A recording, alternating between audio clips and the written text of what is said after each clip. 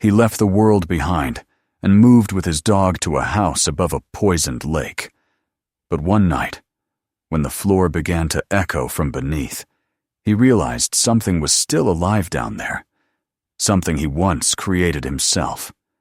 Watch how one man faced the secret he tried to bury. Subscribe for more and tell me in the comments, where are you watching from? The road that led to the lake was little more than a memory of asphalt, split open by roots and softened by years of rain. Michael Rains drove along it with the steady rhythm of a man who had nothing left to hurry for. The truck's old engine growled as he descended through a tunnel of trees, their branches bowing toward the road like they were closing him in. When the forest finally broke open, the lake appeared, a sheet of still, gray water framed by reeds that had long since turned the color of rust. It was quiet in a way that pressed against the ears. No birds, no ripples, just silence.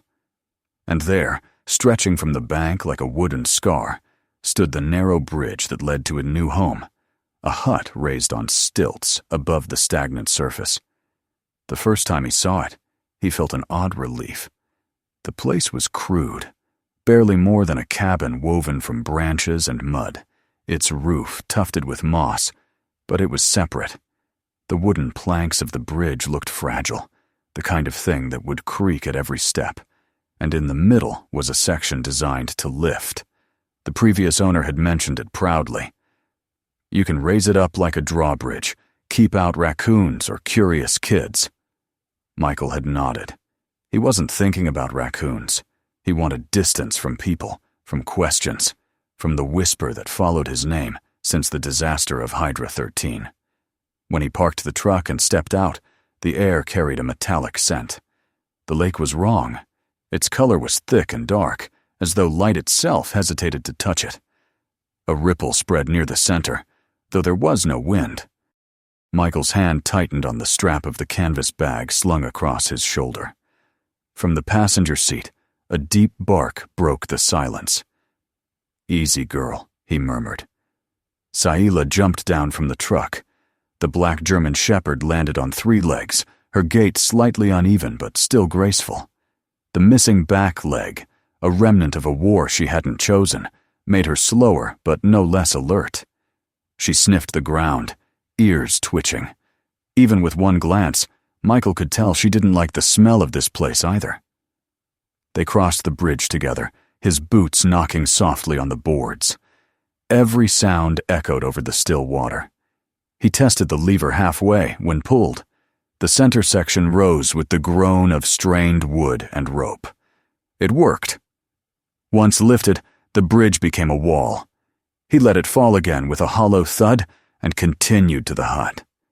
Inside, the air was dry and smelled faintly of pine and dust. Someone had left a chair, a table, and an old oil lantern. The window was small, square, and looked directly over the lake. From there, the world was only water and the line of trees beyond it. It was exactly what he needed. The first night he didn't sleep. He sat by the small window, listening. Sometimes he thought he heard the faint plop of bubbles rising to the surface, or the groan of something shifting under the water. Saila paced, restless, then finally curled beside him, her head resting on his boot.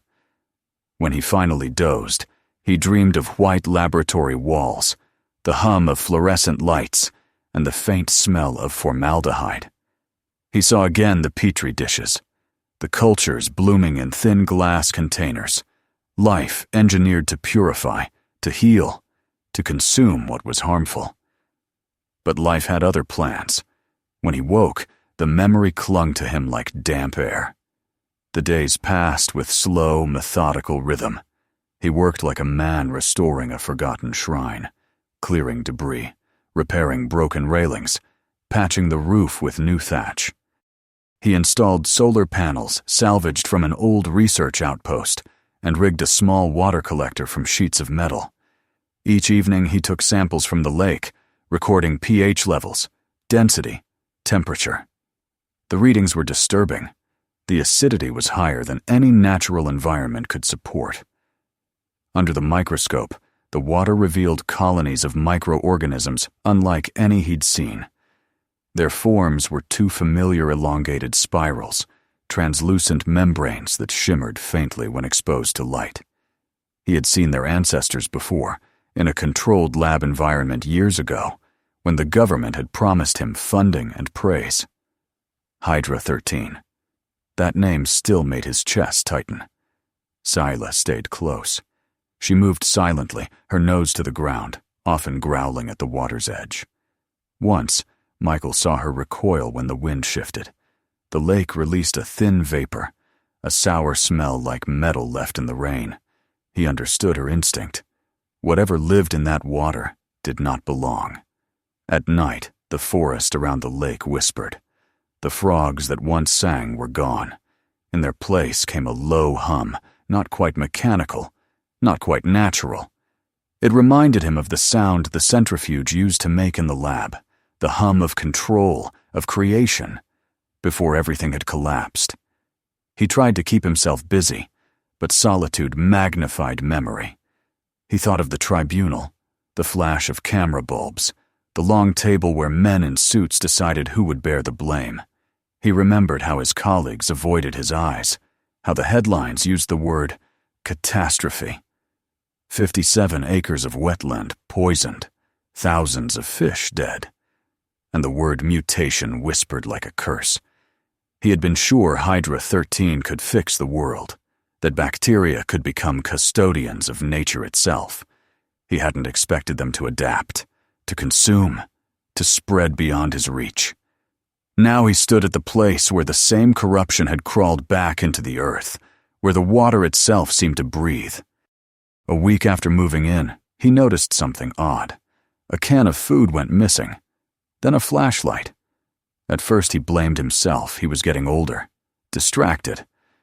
But when his notebook vanished from the table, the one with his measurements, he began to wonder. The bridge had been raised that day. The hut was locked. Still, something had entered. He set a simple trap, a thin thread across the doorway connected to an old bell. That night, Scylla stirred. Her ears pricked up. She gave a low growl. Michael held his breath. The bell never rang. He opened the door, sweeping the light of his lantern across the platform. Nothing. Only the reflection of the moon on the water, distorted, broken. In the morning, the trap was gone. The bell lay in the mud near the edge of the bridge.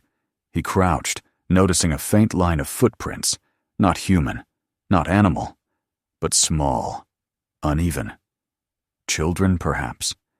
Yet no one lived near the lake. The nearest settlement was a village 5 miles away, half forgotten by maps.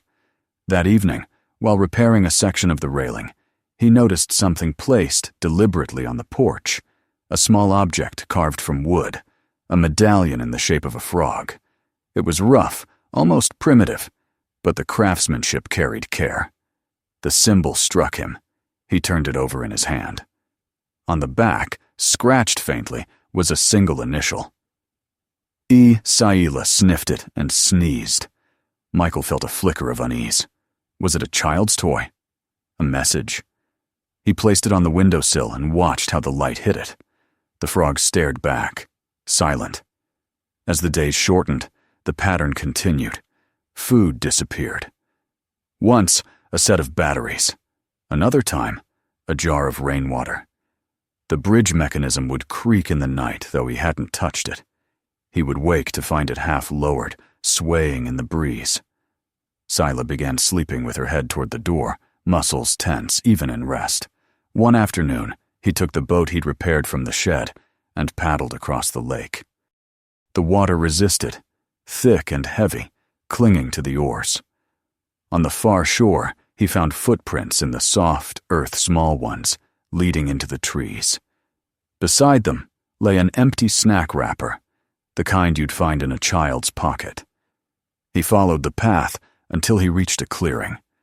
Through the trees, he could see the outline of rooftops, the edges of a village. Faint smoke rose from chimneys. He hadn't realized how close it was.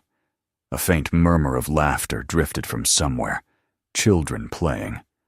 It felt almost unreal after so much silence. He didn't step closer. He turned back. When he returned to the hut, the medallion was gone from the windowsill. In its place lay a feather, black and glossy, curved like a question mark. That night, he dreamed again of the laboratory. He stood before a tank filled with water that glowed faintly green. Inside it, threads moved, pulsing like veins. He heard voices outside the door, government officials talking about shutting down the project, about liability. Then a young intern's voice. "Sir, it's reacting to the ultraviolet." Before the light exploded and the glass shattered, he woke with his heart racing, the sound of breaking glass still echoing in his ears. Saila whined softly, pressing her nose against his hand.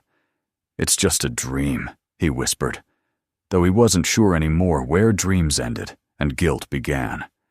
The following morning, fog blanketed the lake so thickly he couldn't see the trees. He stood on the porch, coffee cooling in his hand, staring at the emptiness. Somewhere in the mist came a splash. Soft, deliberate. Then another. He leaned forward, but saw only ripples. Later, while cataloging his samples, he noticed the faintest change. Under the microscope, one of the organisms was different. Its shape had evolved longer, with new filaments branching like roots. It moved faster, reacting to light. It reminded him too much of Hydra 13's final stage. The stage he had promised the world could never survive outside the lab. He sat back in his chair and covered his face. For the first time since arriving, he spoke aloud to no one. "Maybe it never died," he said softly. "Maybe it just waited." As dusk fell, a wind moved across the water, stirring the reflection of his home.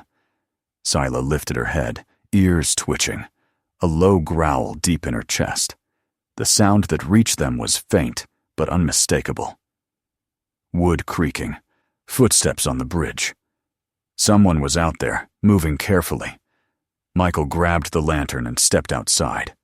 The bridge was half raised, hanging at an angle. The chain that held it swayed gently. He could see footprints, again, small ones, damp on the boards. He turned the lantern toward the far shore, but the fog swallowed the light. He lowered the bridge slowly, the wood groaning in protest. Saila stood beside him, her one hind leg trembling as she balanced. When the bridge settled, he waited, listening. Only the sound of water lapping against the stilts. And then, from somewhere unseen, came a child's laugh, high, fleeting, carried by the wind. Michael froze. The lantern flame quivered. Saila barked once, sharp and warning. The sound echoed, then died into silence. He felt the weight of the frog medallion missing from the windowsill, the lingering scent of smoke in the air, the sense that he was not as alone as he thought. The lake, the house, the forest. They were all listening, and beneath it all, deep under the water, something stirred. He didn't know yet that the next time he crossed that bridge, he would meet the children who had been watching him all along, and that one of them carried the same sickness that haunted his conscience. But that night, standing in the gray half-light, he finally understood. The past had followed him here, and it had the patience of water. The wind changed, carrying the smell of decay from the lake. Saila pressed against his leg. He whispered her name and turned back toward the house, pulling the bridge up behind him until the latch clicked. The sound was final, heavy. As he locked the door, the faint shimmer of light rippled across the surface below, as if the lake itself had opened an eye. Outside, the fog thickened. Inside, the lantern burned low. And as Michael closed his notebook for the night, he didn't notice the small, muddy footprint near the threshold, fading slowly in the glow. The morning after the fog lifted, Michael woke to the sound of the wind, knocking gently at the walls of the hut. The lake had gone still again, smooth as glass. but the silence now seemed heavier, aware. Saila lay near the door, her head resting on her paw, watching the water with the quiet suspicion of an animal that already knew too much. The events of the previous night replayed in his mind, the laughter that had floated out of the fog, the footprints, the movement on the bridge. He tried to reason with himself that it had been an echo or the trick of wind, but the evidence was there. Small, muddy tracks on the boards, the missing food, the stolen medallion. Someone, or something, had been close enough to touch his world, and he didn't know why. He went outside, scanning the sky as thin sunlight broke through the trees. The air smelled of damp wood and algae. The bridge creaked slightly, as if remembering footsteps. He crouched to study the surface. Small prints, shaped like those of children, pressed into the dried mud. They led partway across, then vanished at the break where the bridge could be raised. He examined the mechanism again, running his fingers along the ropes. They were worn and frayed, but then he noticed something that shouldn't have been there. A bent piece of thick wire, looped into a crude hook. Someone had used it to latch onto the edge of the bridge and pull it down from below. The thought made his stomach tighten. Whoever came here wasn't afraid of the water or of the old stories about the poisoned lake. They were bold enough to cross in secret. He didn't call out. Instinct told him to wait. So he spent the next 2 days watching, pretending to work, leaving food on the table as bait, lowering the bridge halfway so it could be reached easily. He even kept the lamp on at night, hoping light would draw whoever was curious into revealing themselves. Saila grew restless, pacing near the door, occasionally lifting her head toward the forest, as if hearing whispers he couldn't. On the 3rd night, when clouds thickened and the moonlight turned silver-gray, Michael saw movement. 3 shadows appeared at the edge of the trees, small and hesitant. They lingered by the beginning of the bridge, whispering to one another. Then one of them, taller than the others, knelt and reached for the ropes. The bridge tilted down with a soft thud. He stayed inside, his lantern dimmed, breath shallow. The planks groaned as weight moved across them soft steps, not cautious enough for adults. Then a faint giggle, quickly hushed. When the door creaked open, Michael turned the lantern up. The yellow light fell on 3 faces frozen in shock. 2 boys and a girl, soaked from the knees down, their shoes covered in mud. The oldest was maybe 13, with dark hair sticking to his forehead and a quick, defiant look that met Michael's eyes without flinching. The younger boy clutched a small flashlight, trembling, while the girl, slender, pale, with a messy braid, stared wide-eyed at Saila, who stood poised to bark, but didn't. For a heartbeat, no one moved. The dog tilted her head, then took a slow step forward, sniffing the air. The children backed away. The oldest boy grabbed the girl's arm and bolted toward the bridge. In their rush, something fell and clattered across the floor, a small camera, scratched and old. The door slammed behind them. By the time Michael reached the porch, the bridge was already swinging, the last plank bouncing against the post. The lake swallowed their echoes. He picked up the camera. It was a cheap film model, the kind you'd find at a garage sale, held together with tape. When he opened the back, he saw a half-used roll of film. For a long moment, he sat at the table, turning it in his hands, thinking. Curiosity warred with hesitation. He didn't want to invade their privacy, but they had been in his home, and something about their presence had unsettled him deeply. The next day, he drove into the village, a place that looked like it had been built for people who had nowhere else to go. The general store doubled as a post office and photo center. When he handed over the film to the clerk, she didn't ask questions. He waited outside on the porch, sipping coffee from a paper cup and watching dust twist in the wind. An hour later, she handed him the developed photos. He leafed through them under the dull light of the truck's cabin, The first few were harmless. Shots of the forest, the village, a dilapidated barn. Then came the ones that made his throat go dry. The hut, seen from across the water. The bridge, half raised, a dark figure standing by the railing. Him.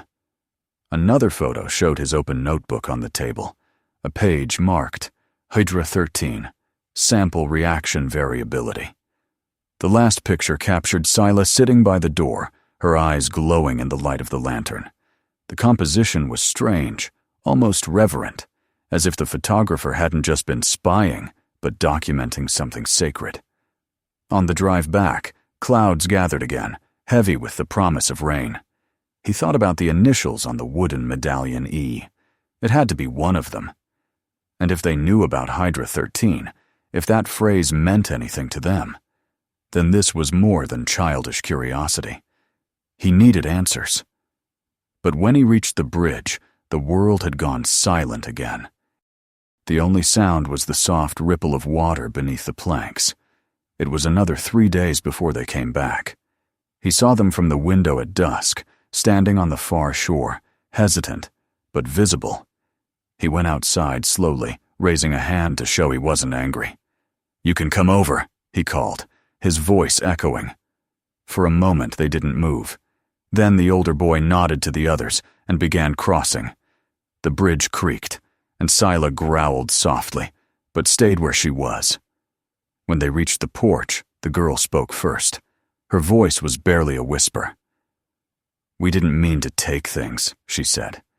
"We just wanted to see what you do here." Michael nodded, gesturing toward the chairs. "Come inside," he said. "If you wanted to ask, you could have just knocked." The three exchanged a look, unsure, but followed him. They sat cautiously, glancing around the room like explorers in a forbidden temple. Sila came closer, sniffed the youngest boy's hand, and lay down beside him. The boy smiled nervously and began petting her head. That small act softened the air in the room. The lantern light flickered, and the tension eased. Their names came out slowly. The older one was Eli, the girl Lucy, and the youngest Nate. They lived in the small village Michael had passed through, in a house near the old sawmill. Their father worked in the city and rarely came home. Their mother kept a garden and sold herbs. The lake, they said, had once been their playground. But over the last year, animals started dying. Dogs refused to drink from the shore. People whispered that the water was cursed. A few months ago, children began getting sick. Headaches, fever, coughing fits. Doctors blamed mold or bad food, but Lucy shook her head. "It's the water," she said. "It smells wrong." Michael listened, trying not to show how the words pierced him. The symptoms they described matched exposure to the toxin he had once studied. The realization struck like ice in his veins. He asked questions gently, noting every detail. Eli told him they'd come because they heard he was the scientist who knew about water. Someone in the village had recognized his name from old newspapers. They thought he might be able to fix whatever was happening. He didn't tell them that he was the reason it had started. Not yet. Instead, he showed them the microscope. Eli leaned over the lens, fascinated, while Lucy watched the slide of murky water turn into a living galaxy of motion. Michael explained how organisms could adapt, evolve, survive where others died. He spoke simply, omitting the guilt that trembled beneath every word. When he looked at them, he saw traces of his son, another boy, who had once stared into a microscope, asking about invisible worlds before illness took him away. The memory twisted something inside him. That evening, after the children left, Sila began coughing. It was soft at first, then deeper, rough. Michael checked her gums. They were pale, her breath shallow. He poured clean rainwater into her bowl, but she sniffed and turned away. Alarm rising, he took a sample from the container. Under the microscope, the same strange filament swirled within it, brighter now, almost luminous. The contamination wasn't confined to the lake anymore. It was spreading. The next day, Eli returned alone. He stood at the start of the bridge, holding the frog medallion in his hand. "I made it," he said when Michael approached. "My grandpa used to say frogs mean clean water. I thought maybe if I left it, it would help." His voice cracked at the edge, betraying the courage he tried to carry. Michael saw that the boy looked pale, his eyes ringed with gray. He coughed, covering his mouth quickly, but the sound was sharp and dry. Instinctively, Michael reached out, feeling the heat on the boy's skin. Fever. The pattern was too familiar. "Eli," he said quietly, "how long have you felt like this?" The boy shrugged. "A week, maybe 2. Mom says it's the air." His eyes lifted toward the water. "But I think it's the lake. It used to be clear. Now it smells like metal. When we swim, our skin burns a little." Michael forced himself to stay calm, though panic thudded in his chest. He went inside, returned with a glass of filtered water, and handed it to Eli. "Drink this," he said. "It's safe." The boy obeyed, though his hands shook. Sila lay near the door, watching them both, her breathing shallow. When Eli left that evening, Michael sat for hours by the microscope, replaying every decision that had led him here. He thought about the project's first day, the excitement, the promise of redemption for polluted rivers, the applause when Hydra 13 had neutralized mercury in test water. No one had expected it to replicate uncontrolled once exposed to natural ecosystems. And now, years later, it was back, alive and spreading under the surface of this forgotten lake. He couldn't escape it anymore. If he didn't act, children like Eli would die, and he would have repeated the same crime twice. 2 nights later, rain came hard, drumming against the roof like 1,000 small fists. The storm forced him to stay awake, cataloging samples and sketching rough diagrams of the filtration system he'd once designed. Around midnight, Sila began barking, low and hoarse. Michael grabbed his lamp and opened the floor hatch to the crawlspace, following her gaze. Beneath the boards, faint air currents stirred the dust. Something metallic glinted. When he pried up a loose plank, he saw the edge of a corroded hatch, circular, embedded into the stilts of the structure. The same design used in government sublabs decades ago. A number was etched faintly into the rim. B-13. It hit him with terrifying clarity. The hut had been built directly above the remnants of the Hydra facility. The lab wasn't gone. It was buried under the water, sleeping beneath his feet. By morning, the rain had washed the world clean. Eli returned with Lucy and Nate, their faces pale from the storm, but lit with excitement. "We found a pipe," Lucy said breathlessly. "In the woods. It smells like the lake." They led him to a spot near the shore, where a rusted metal vent jutted from the ground, dripping thick liquid into the earth. The contamination was still active, seeping into the soil that fed their wells. Michael felt the full weight of his past settle onto his shoulders. "I know what's happening," he said finally, "and I know where it started." He told them everything about the experiment, the bacteria, the mutation, the shutdown that had buried the lab instead of cleansing it. His voice shook as he spoke, but the children listened silently. When he finished, Lucy asked, "Can you fix it?" He hesitated. "I can try." That evening, he returned to the hatch beneath the floor, tools in hand. The children watched from above, the lantern light flickering on their faces. Sila stood beside him, tail low, eyes fixed on the dark opening. When he turned the rusted handle, the hatch groaned open, exhaling a breath of cold air from another world. The smell was chemical, ancient, and alive.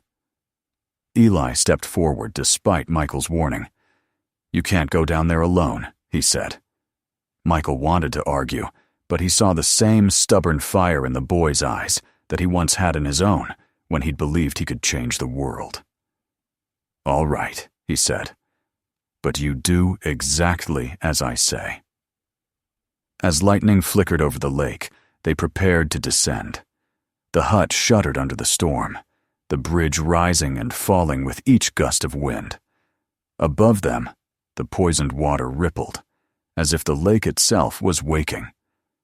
And below, waiting in the dark, was the heart of Hydra, 13, the secret that had never truly died. Michael closed his eyes for a moment, listening to the storm's rhythm. The past and present had merged, indistinguishable. Then he looked at Eli and nodded once. "Let's finish what I started." Together, they stepped toward the open hatch, the light of the lantern spilling down into the void, where the air hummed faintly, alive with something that had been waiting years to be found.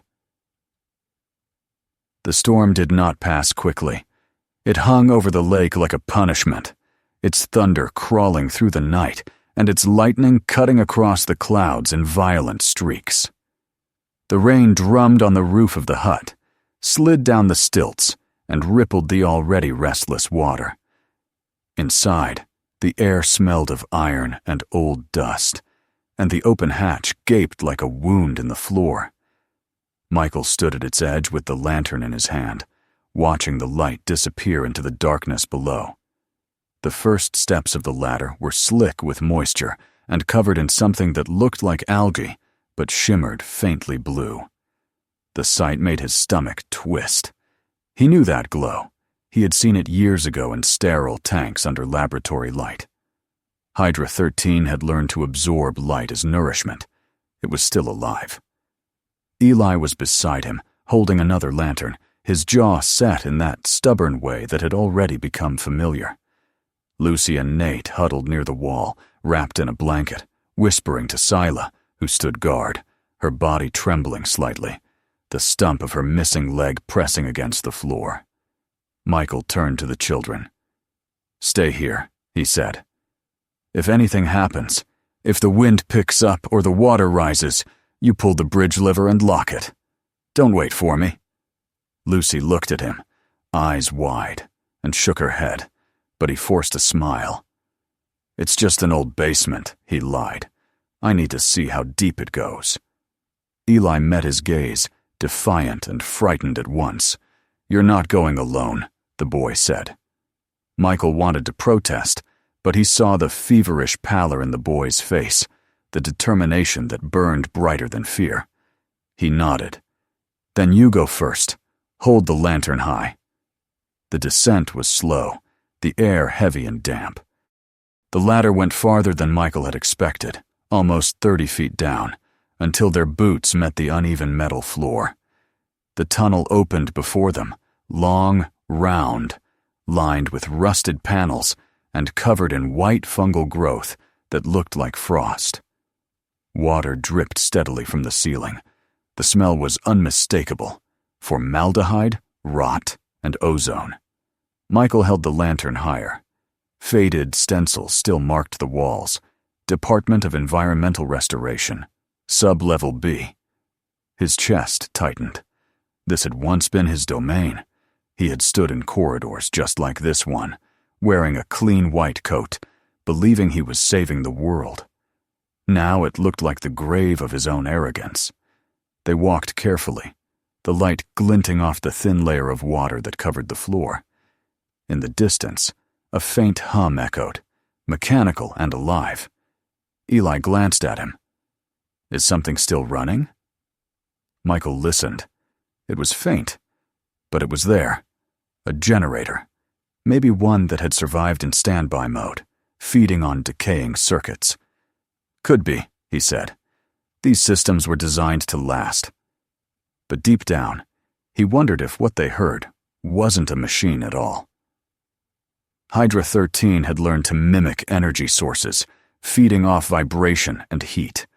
It had turned metal and organic matter alike into habitat.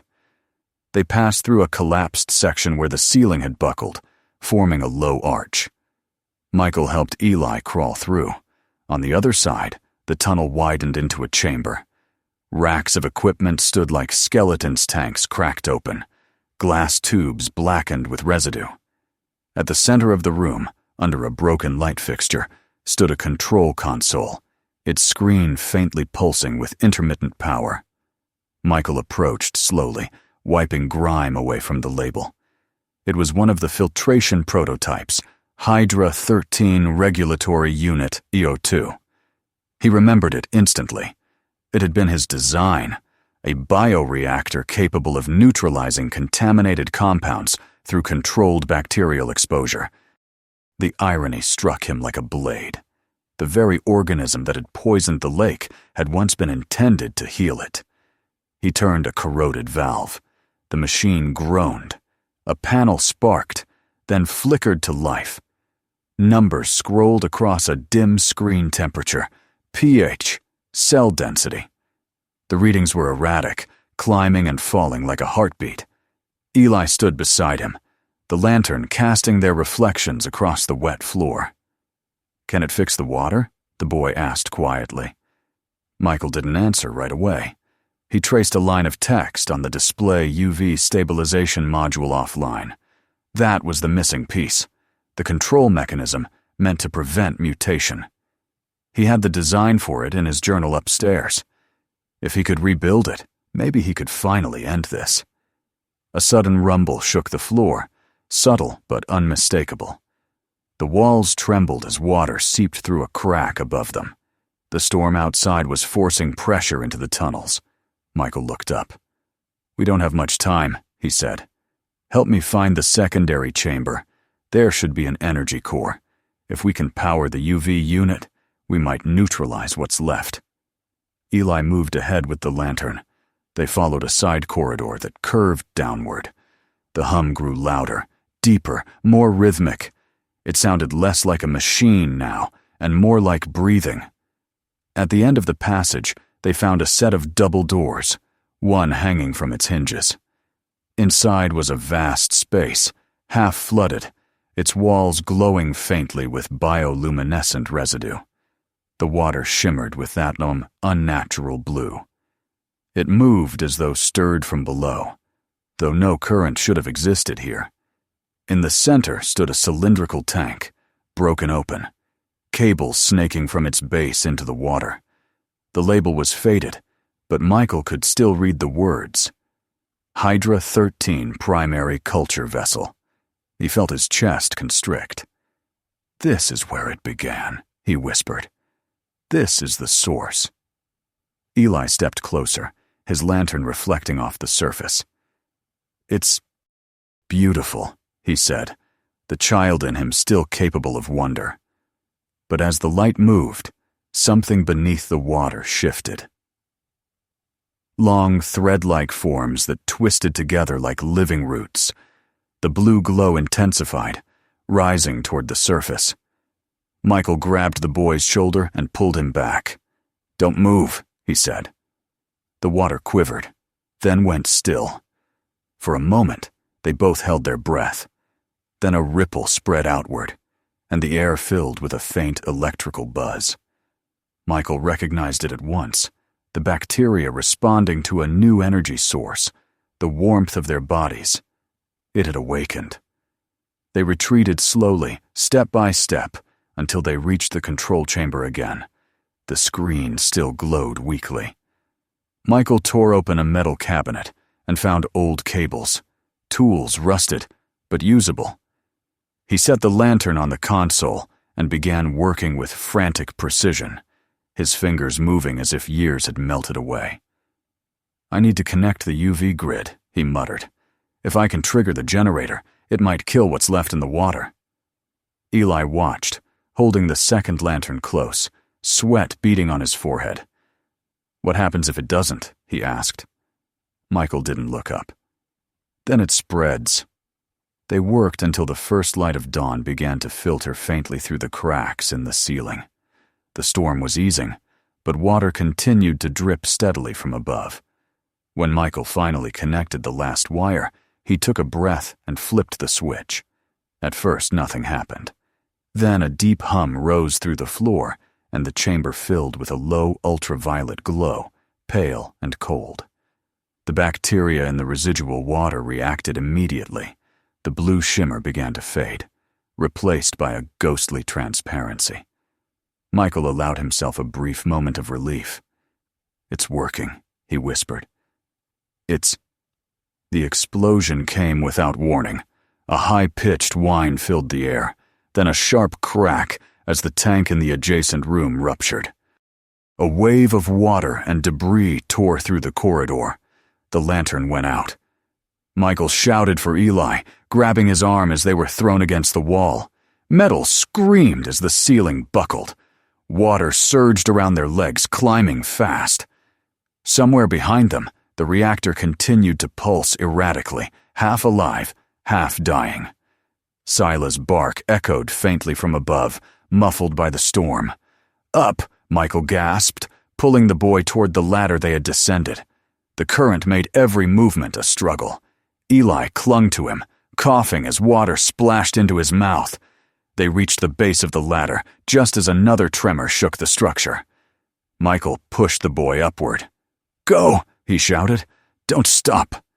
Eli climbed, slipping, his fingers slick. But he kept going. The lantern floated past them, extinguished, swallowed by the rising water. Michael started after him, but a piece of debris slammed into his side, knocking the breath from his lungs. He grabbed the rung, pain radiating through his ribs. Above, he saw the circle of light from the open hatch, and Eli's face peering down, shouting something he couldn't hear over the roar. The generator's hum deepened, then fractured into a deafening crackle. The UV lights burst one by one, filling the tunnel with flashes of violet-white brilliance. The water glowed, boiling in streaks as the bacteria burned. The heat was immense. Michael felt it on his skin, in his lungs. He climbed, forcing himself upward, hand over hand, the taste of metal and smoke in his mouth. His mind replayed every decision, every moment that had led to this. The ambition, the failure, the exile. Perhaps this was what redemption demanded. Not escape, but endurance. When he reached the top, Eli's hand grabbed his wrist and pulled. They tumbled onto the floor together, coughing. Saila limped toward them, barking wildly. The children rushed to help, pulling Michael away from the open hatch as a rush of hot steam burst upward. He lay on his back, gasping, watching the light from below flicker and fade. Then, silence. No hum, no vibration, just the soft sound of rain outside. The storm had broken. Hours passed before they dared open the door. The morning was gray, the air damp and cool. The lake, once black and viscous, now shimmered faintly, clearer than before. Sunlight broke through the thinning clouds, scattering silver patterns across the water. The forest breathed again. Birds, silent for so long, called distantly from the trees. Michael stood on the porch, leaning heavily on the railing. His hands were burned, his side bruised, but he was alive. Beside him, Saila sat, her chest rising and falling unevenly, her fur damp and streaked with mud. Eli, Lucy, and Nate stood at the edge of the bridge, staring at the water that no longer seemed cursed. People from the village came later that day, drawn by the change. They spoke in hushed voices, unsure what to believe. Some said the storm had washed the poison away. Others claimed a miracle. Michael said nothing. He stayed seated on the steps, letting the sound of the world return around him. When evening came, he felt a hand on his shoulder. Eli stood there, holding a small wooden board. "We made this," he said. Carved into it, in uneven letters, were the words, "Lake Sila, where the water breathes again." Michael smiled faintly, his throat tightening. "She deserves that," he said. That night, as the children slept inside and the villagers built small fires along the shore, Michael sat by the window, looking out at the lake. Its surface reflected the stars, clean and still. He knew the fight wasn't over. contamination could return. The mutation might not be completely gone. But for now, the world was quiet, and the guilt that had chained him for years loosened its grip. When dawn came, he packed a small bag. The burns on his hands had blistered, and he knew he needed medical care. The villagers offered to drive him to the city hospital. Before leaving, he walked to the edge of the bridge with Sila. The dog sniffed the air, tail flicking weakly. "We did it, girl," he murmured. Her ears twitched, and she pressed her head against his knee. He wished he could stay, but he understood that places like this didn't belong to anyone. They survived only because someone cared enough to remember them. The children stood together, watching him go. Lucy wiped her eyes. "Will you come back?" she asked. He hesitated, then nodded. "If the lake calls me, I will." It was the only promise he could make. The road away from the lake felt different than the one he had arrived on. The trees no longer leaned inward, but opened wide, letting the light through. The air smelled of wet earth, not decay. Behind him, the hut stood like a sentinel over the restored water. The bridge lowered, the wooden sign gleaming in the morning sun. Lake Sila, it read, a name born from loyalty, from pain, from redemption. As his truck climbed the hill, he looked back one last time. The reflection of the hut in the water shimmered, perfect and still. For the first time in years, the lake did not look dead. It looked alive, breathing, as if forgiving him. He exhaled slowly, a quiet prayer escaping his lips, part gratitude, part sorrow, part release. Far below, the water rippled once, then settled again, clear and calm. And though he could no longer hear it, the lake whispered after him, not in warning, but in peace. If this story moved you, don't forget to subscribe for more true and powerful tales. Watch the next video, and share this one with someone who still believes every place holds a story worth remembering.